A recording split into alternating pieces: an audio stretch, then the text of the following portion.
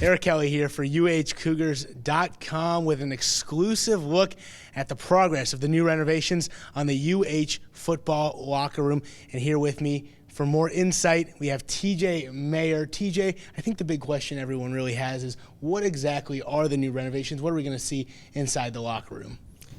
Well, we needed to make a substantial investment for the football program. The conditions in the previous locker room were not suitable for a Division I program, especially the 8th ranked team in the country. So one thing that we had to do was to renovate this space, and we've taken a lot of care and came up with a good plan, and we're moving forward with a pretty substantial renovation of about 4,500 square feet. And how have they gone so far? What's really the progress that you've made so far? Well, we've demoed out the previous locker room, so everything that was in here before is now gone, including the ceiling and the floor. It's pretty extensive when you're scraping everything off the walls. We also took out a lot of CMU, otherwise known as cinder block, that used to clad most of the columns and walls in the building. So everything will have a smooth surface to it, which is really good for producing graphics to get a nice clean look on everything.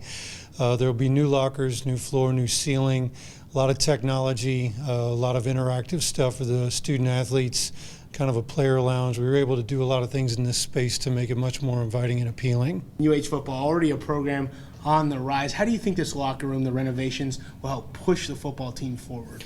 Well, your football program is as good as your recruiting efforts are, and renovating a locker room and creating a very special space for the student athletes is a huge incentive or a huge opportunity to really take a step forward.